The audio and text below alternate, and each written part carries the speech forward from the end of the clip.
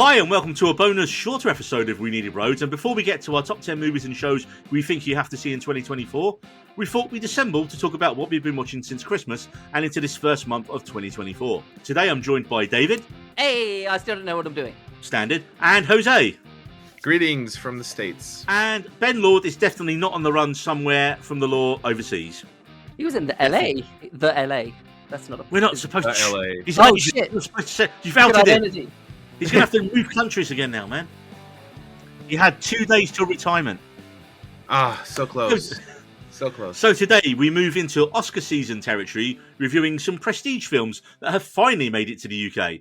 I'm going to be reviewing Yorgos Lanthimos Poor Things. David will be reviewing Miyazakis The Boy and the Heron. And Jose will be talking from May to December. Sorry, not actually talking from May to December. You're not going to be talking for 8 months, Jose.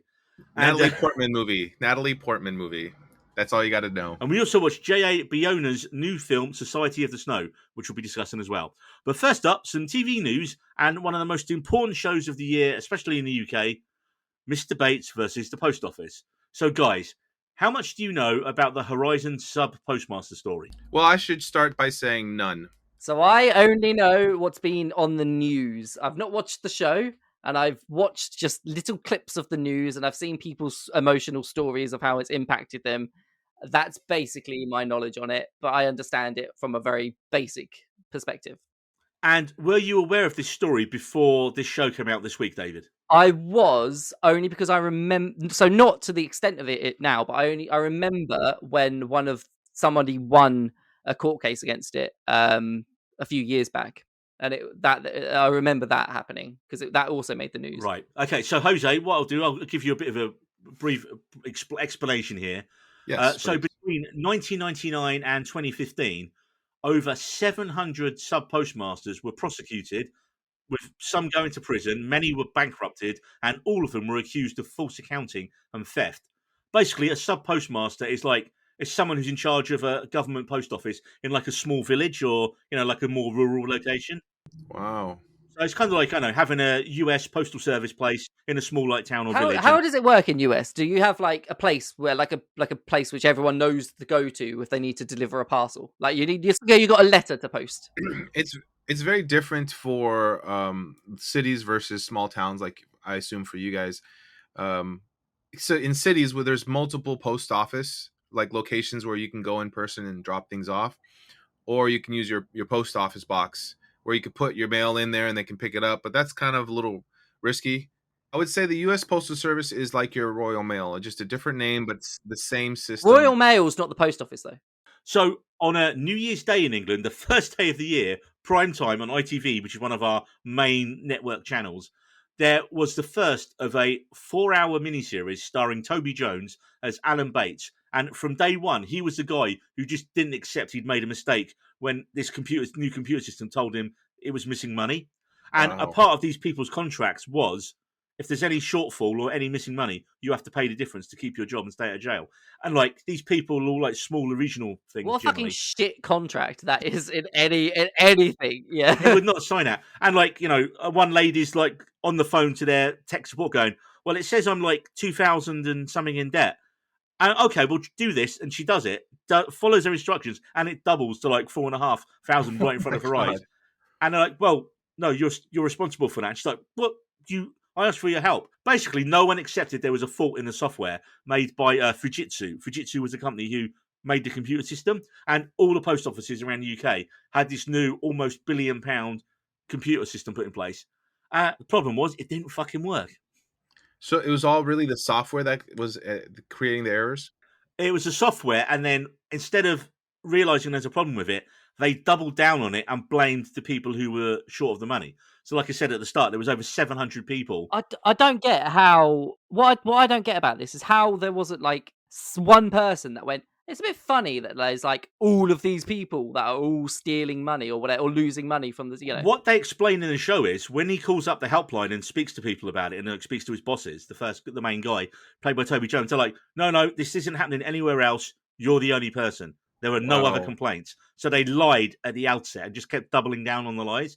And it was only he just refused. And he continued to fight it over years and years. I think from the TV show, he wasn't as bankrupted and as badly off as some of the other people. So he was able to kind of pursue this full time. Once he I think he moved somewhere and he moved up into Wales, into one of the valleys, and had a very nice looking house from the TV show.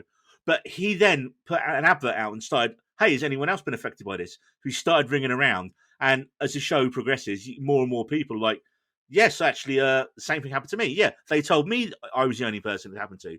And this drama shows you how all these people's lives and their families who were wrongly accused had their lives ruined, how their life savings were taken, how they remortgaged and ruined their families' lives to get money to pay off this utter fuckathon. Some of them were even sent to jail. Some of them even committed suicide over it because they couldn't bear. And, thanks to Alan Bates and many of the other real people played in the show, that story is now in the news in the UK.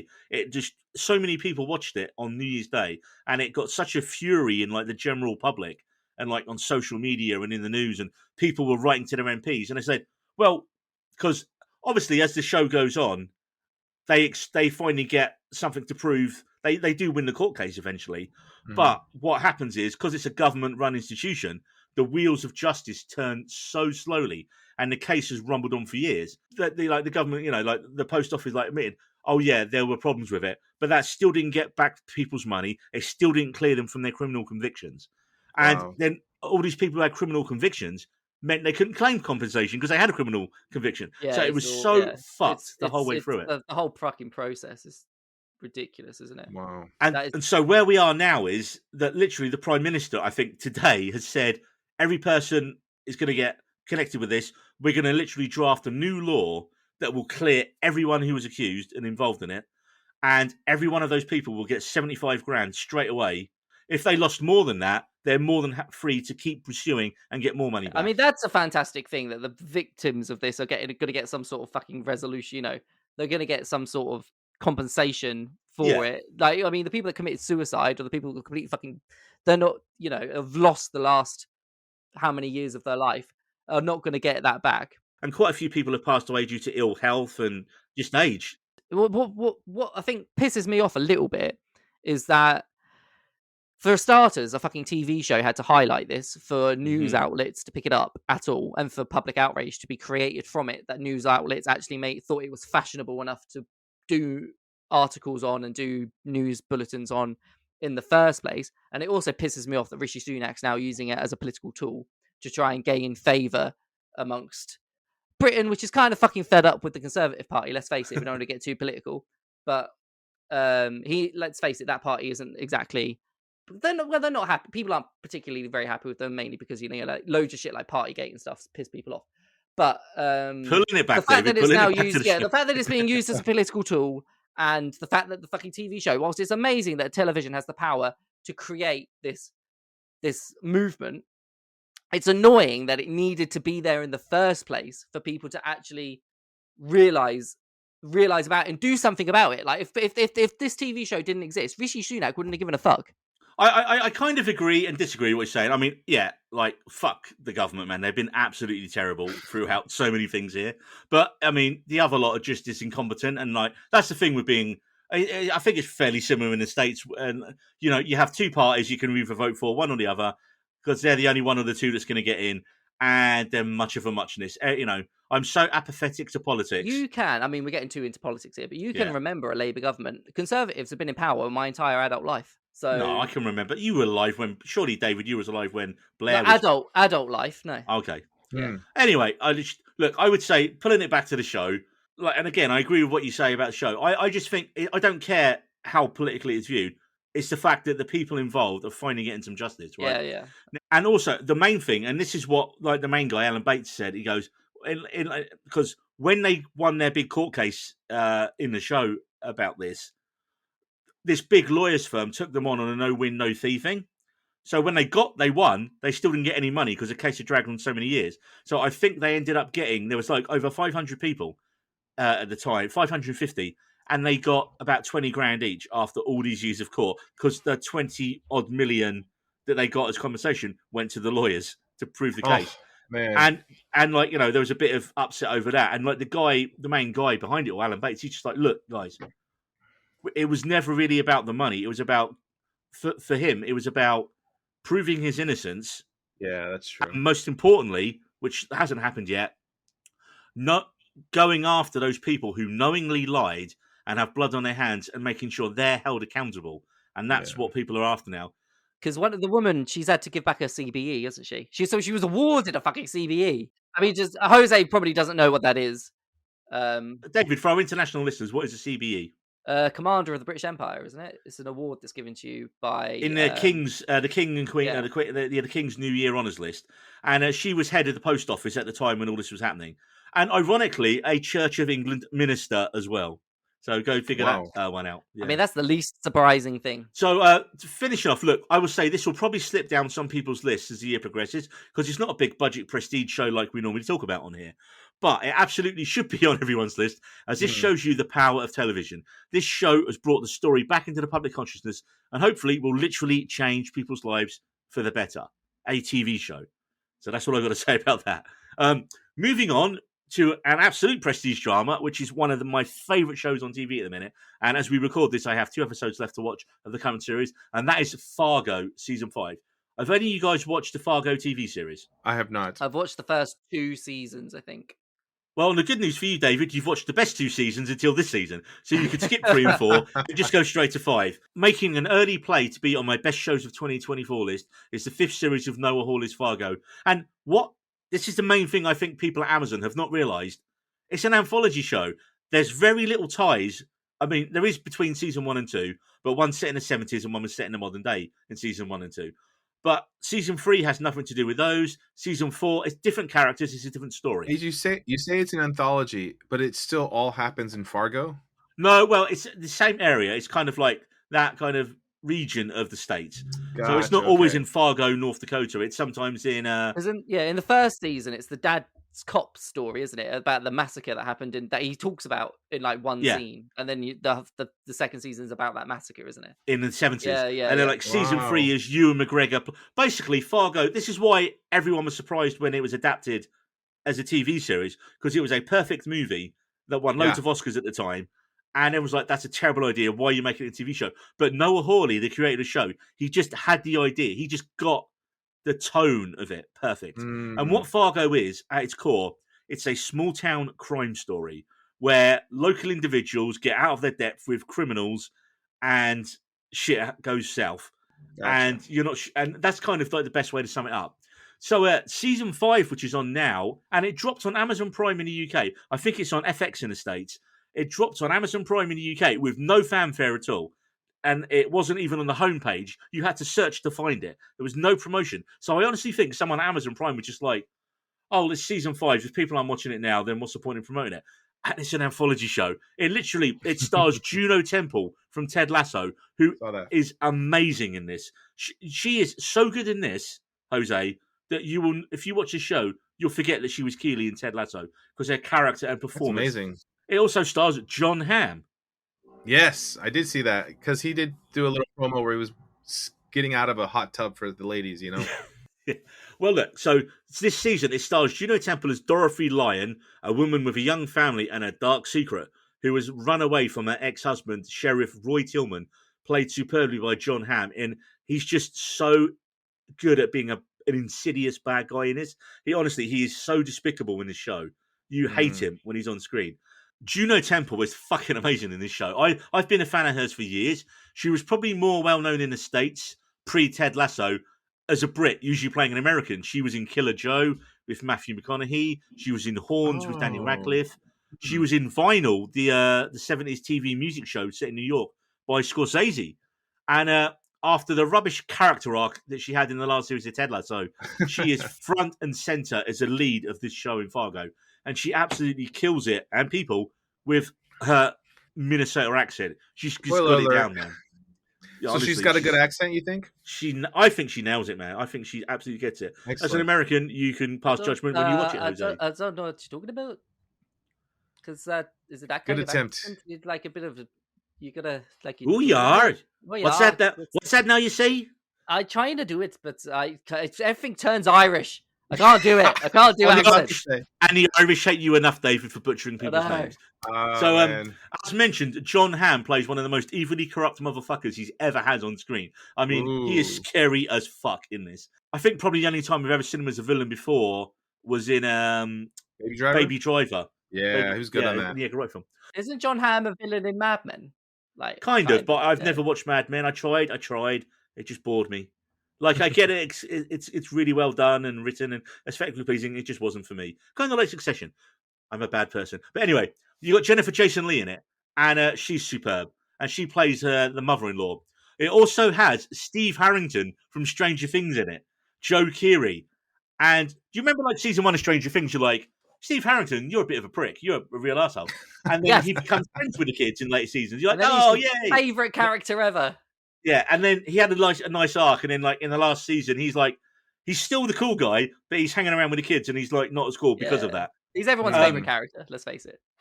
Yeah, well, he's an absolute magnificent asshole in this show. He plays John Hamm's son, and his name is Gator Tillman. And he's such a Weasley punchable little prick in the show. You absolutely hate him. He's such a you just want to punch him through your TV screen, man. Lamont Morris's character is called Whit Farr.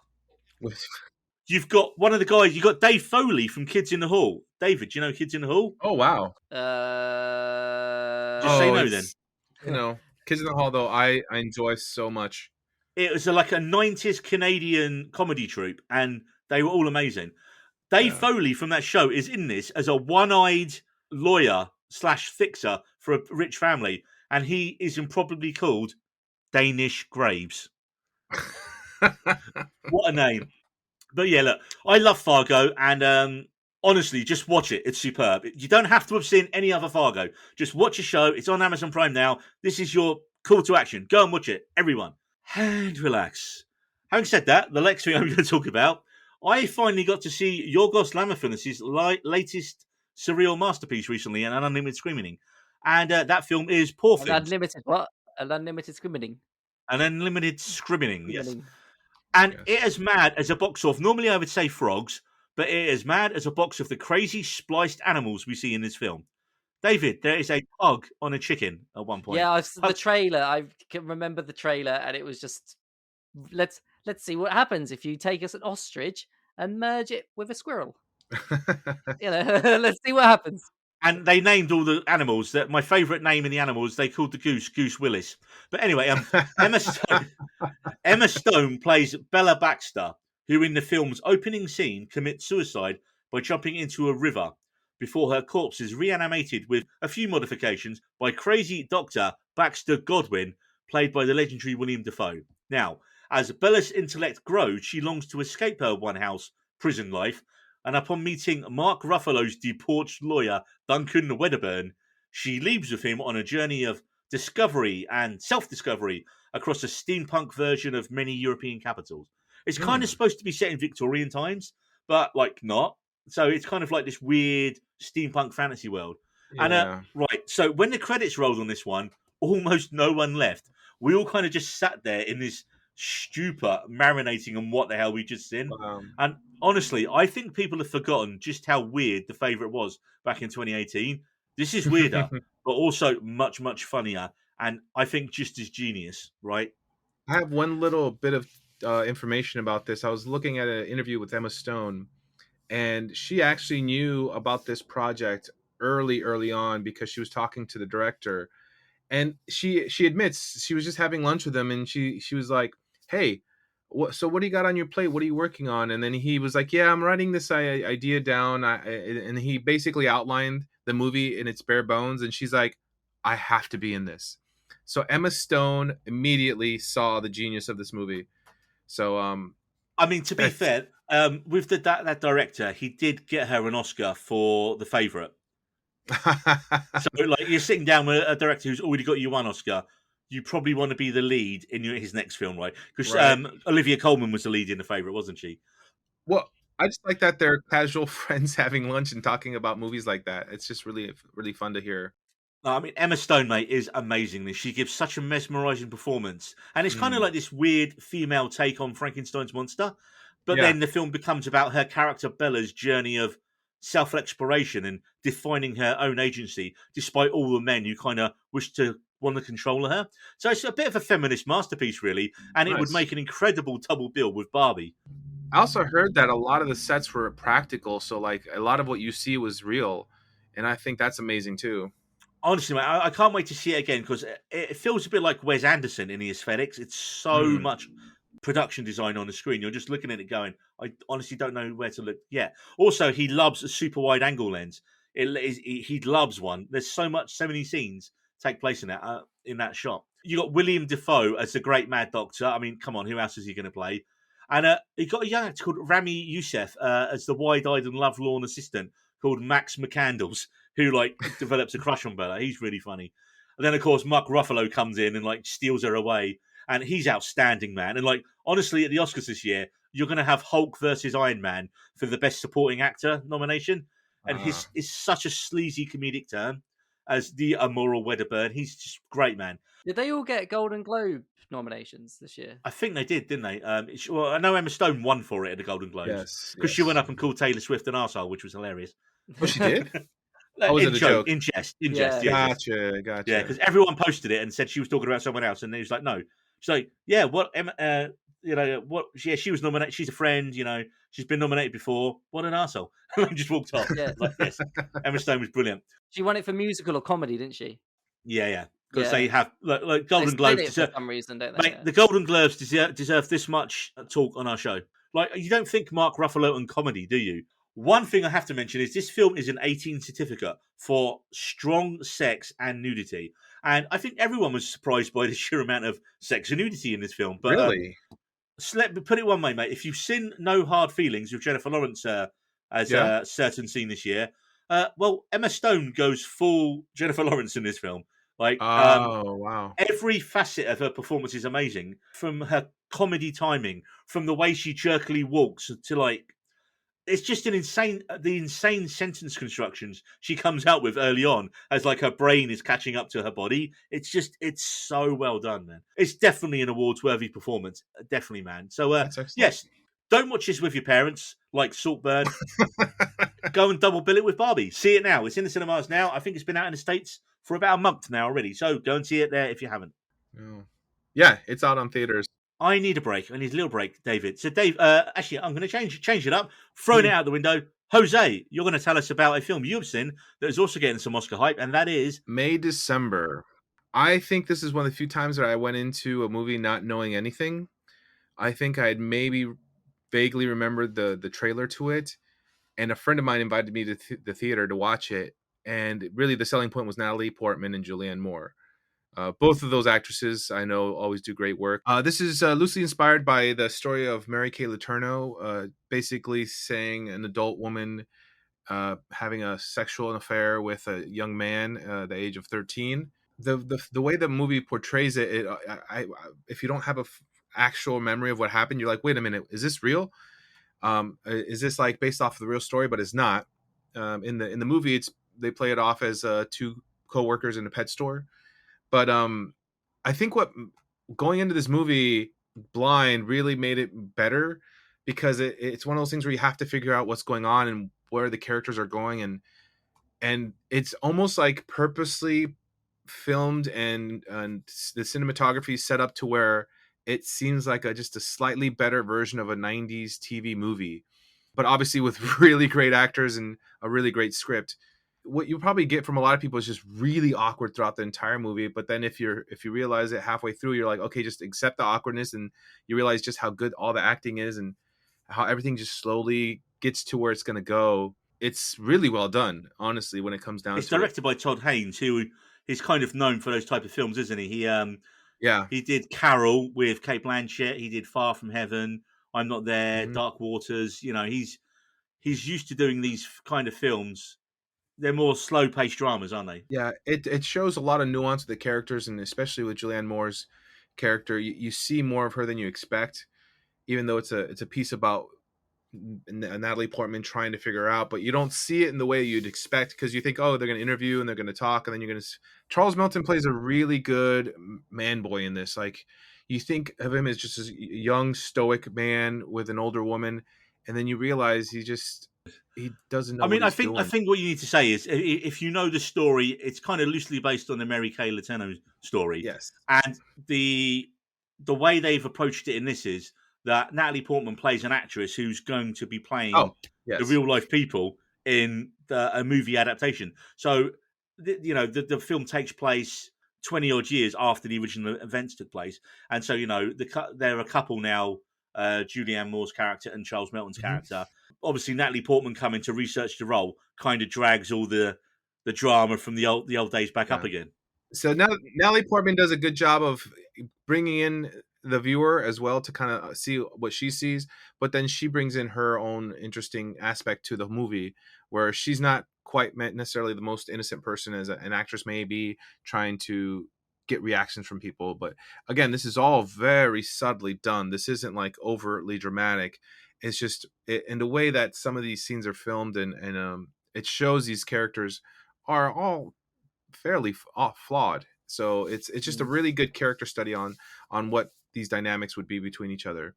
I mean, Todd Haynes is a master of that type of film, man. He is a master of the melodrama, I think, Yeah. is a way to say it. All his films, he doesn't make big blockbusters. He doesn't make films that make a lot of money at the box office, but he makes films that actors want to be in because he writes those. He writes those character-driven movies, isn't it? Yeah. Mm-hmm. Well, I'm definitely going to catch that. It's out on Netflix now, isn't it, worldwide? So I just need to make the time to watch it because I think it could be up for a few nominations come soon. And David, you have also watched a film that has just come out in the UK that's been out quite a while in the States that is definitely going to make an appearance at the Oscars as well, probably. Yeah, I'll do 100%. The Boy and the Heron is this beautiful and meticulously crafted masterpiece by Studio Ghibli. Miyazaki came out of retirement. He retired in 2013, and then he quickly unretired himself to tell this to make him start working on this film. It's taken about 7 years for him and his team of animators to hand draw the entire film, and you could see it, the amount of effort and the beauty that's gone into every frame. It's like watching a painting. The background specifically of all the shots is like this beautiful backdrop of painting throughout the entire film. It really is beautiful. It tells the story of a young boy during that his mother dies in a fire during the Pacific War. That happens in the opening scene, and they relocate to a rural town in a state where Heron starts taunting them, and they eventually get transported into another world dimension, and they're basically just navigating their way through this world trying to find his mother-in-law / the woman that his father is in a relationship with. I won't say any more on the story from that, but it really is it's how Studio Ghibli and how Miyazaki just manages to do the flawless art style. It genuinely is one of the most beautiful films you'll probably ever see, just in general, let alone any kind of anime or animation. It is gorgeous. Watch this film in IMAX. So it's the first Ghibli film that's been given the IMAX treatment. Where did you see this as well, David? Ashford. So I saw it in Ashford. Yeah. So we didn't get it. We didn't get it in Dover. Yeah, so at the Ashford IMAX, and it is. To be fair, I'm not really a big fan of IMAX because it hurts my ears. It's so fucking loud in some certain. I'm glad I didn't see Oppenheimer in IMAX. I think my ears would have bled on the way out. But I was one of 4 people in the cinema, and so how fucking big an IMAX is. One of 4 people. 4 people there to see the latest Miyazaki masterpiece. Yeah. Which is just fucking a travesty. This film, it really is gorgeous. This film's already picked up 2 Golden Globes. I know Neil said he doesn't give a shit about Golden Globes, but it's usually a decent fucking fuck the Golden Globes telling of where a film's at least. And it's got more success in the future. It won for Best Animation. It beat another film that I fucking loved, Across the Spider-Verse. And it also won for Best Original Sound, I think, or Best Original something. Somebody help me out. What did it win for? I don't know, David. You were supposed to research your own film. I can't remember. It won for something. And anyway, I thankfully I got to see it in the original Japanese version, but the dubbed version, some of the casts that are attached to the film Okay, I'll just reel out some names for you.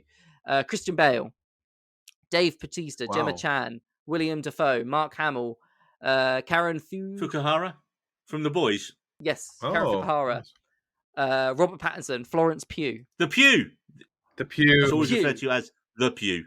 The Pew. They are all involved in this film, and during the dubbed version. I can't talk about the dubbed version because I haven't seen it, but I can imagine it's going to be fucking amazing as well because of the Usually, we would involved. say if you're going to go and see a foreign film, make sure you see the original version with subtitles. But to be fair, Studio Ghibli, they are probably one of the few films. They're probably one of the few studios who, when they do the English language dubs, absolutely nail it with the voice casts. Everyone wants to be involved with them. David, you just have to watch the film twice. I know, but I won't be sad about it. I won't be sad about it. I feel like it's one of those films. It's magical because it's so fucking weird in only a way that like Ghibli can do. You know, just bring the fucking absurd and the weird and merge it with the gorgeous, the beautiful. It was beautiful. It was beautiful. It was 4.5 stars, is what I would give it. Yeah. And from The Boy, The Beauty of the Boy and the Heron to, well, there isn't really no way to talk about the next film except for it's very harrowing, and that is Society of the Snow, directed by Spanish filmmaker J.A. Bayona, who did Jurassic World: Fallen Kingdom. He also did the great A Monster Calls that no one talks about and is really good. This is a new version of the story from 1972 that involved the Uruguayan rugby team that crashed in the Andes on the way to Chile. Of the 45 passengers on board, only 16 managed to survive. And if this story seems familiar, it's because it's been previously made as an English language film in 1993 called Alive, starring Ethan Hawke. It's a story a lot of people know because of that Alive film, and also because it was done in Rick and Morty as well. So Rick and Morty had that episode on it. So a lot of people are going to be familiar with the story and the fact that it's a real event, and the book as well, of course. The main character, who's named Roberto Canassa, and he's played by Ethan Hawke. Who's American. Yeah. That's the issue with Alive. Thankfully, this has an all Argentinian and all Uruguayan cast, so it's like it grounds it in realism straight from the off. I mean, yeah, look, both films are enough to put you off plane travel for life, right? Both films were based on different books. This one is by Pablo Versi, and I think Society of the Snow can lay claim to being a bit more authentic, seeing as they actually filmed at the actual crash site, as grim as that must be. Whoa, that's pretty creepy. Now, I mean, there have been plane crash dramas before, but what made Alive and this story really garner the headlines in the 90s and again now is the fact that some of the survivors had to eat the dead to survive. So my first question is, Jose, David, would you do the same in their position? Is it you that I'm eating? If it was you, yeah. We both said the same joke. Wow. Wow. Take it as a compliment. You just look so delicious. I feel like in certain circumstances, if you were forced to survive, sometimes you do things you don't really think you would ever do to just get by. Of course, yeah. And the film actually does a really clever way of showing that internal battle that certain characters have with wanting to eat meat, and it's versus like the religion as well. Like, would God allow them to eat meat? Because everyone, I think, that, like the entire person on that plane was religious. I think Uruguay is probably a very religious country. I don't know, but it takes me like Brazil is like a very religious country. Uruguay is probably very similar. And how you've got them battling with their religion and how they're battling with their hunger and will to survive. And there's certain characters that last longer without eating human flesh than others. And it really is, it's fucking dark. It's dark, but it's what man will do to survive and what the human condition will just do to try and exist, to battle against everything, to battle against hopelessness, because they think at one point that everyone's just left them and they're on their own. They're just fucking existing, trying to survive without hope in a bleak of nothingness. I mean, they were trapped there for over 2 months. I think, like, with the human, with the fact that they had to eat their friends and everything like that, I think that the shot at the very end, Neil, when they're leaving, the one. It's as I was watching it, I think the main thing this film makes you think is, what would you do in that situation? Would you be able to eat? I feel like I probably if you've never been that hungry. Yeah. Well, is it a good retelling, or is it just a slightly different perspective? Is it worth watching? Oh yeah, Oh fucking hell, 100% worth watching. this wow. this could potentially be up at the Oscars. I think it came out Best foreign 'cause film. I think there was talk about it being best foreign film for next year, Mm. but it came out in the cinemas in South America and Europe in like a real limited run because it's a Netflix film, right? So it had its mini run. So it was on the shortlist, I think, for this year for best foreign film, and it didn't go through further, which is a shame because it is really, really good. I mean, Did you watch it in the dub or did you watch it in the original? no Spanish? subtitles, man. Yeah. Always subtitles. The film, annoyingly, Netflix started it in the dub, and then I was they immediately do like, that. "Fucking hell, I need to Stop doing that, Netflix, yeah. unless it's anime. Um, And even Oh, then, you know, yeah, even Sub then, versus dubs. Okay. so it's always subs, man. Okay. Actually, that's that whole question I'll put out on our Twitter after this episode. No, Subs it versus is. subs. It is. It's obviously subs, man. It's yeah. subtitles, man. Read a little. Yeah. I mean, the fact that it was all shot on location, some of those rolling landscapes of just bleak, just when they see everything around them, it's just that shot is just, it's like, because it is on location, it's gorgeous. And the shot of the stars at one point as well, because there's obviously no light. Wow. So there's no light pollution. I'd love to see the stars like that at some point in my life because it's just amazing. Well, this was filmed in Sierra Nevada in Spain. So some of it was filmed in Europe, Montevideo in Uruguay, Chile, and Argentina. And like you say, the actual crash site in the Andes. I mean, yeah, man. I think I thought it was really clever how they approached the film's protagonist. So we follow. There's some really clever narrative work done in it, which that is one thing we won't spoil. No, I won't spoil it, but we follow Excellent. a character called Numa who isn't in Alive as well. So I think that's really interesting to know. Is that he's not really. That was one of the big differences between the two films, is that they changed all the names of the survivors and the dead in Alive to made up names. Yeah, not all of them. I think like Canessa and some of the other guys, because they were helping out on the film. It was like like Ethan Hawke's character is like his nickname is real. Yeah. But they changed a lot of the names of the people in it. This film, I think it was the other way around. They almost every character, real person who was in that team and died during the process. You feel like the authenticity. Like when they come across a new character, you get a flash up. Oh, a character that's died. Sorry, let's just say they find them because they were on the tail end of the plane. You just get the like name and their age come up on screen, and it's like a tribute to them, like so you don't forget. Wow. It's really quite beautiful. Yeah, it's an amazing film, man. It's I think it had to be made in the Spanish language and like by people that were closer connected to it. I don't know how the director is connected to it in that way. Well, he's Spanish.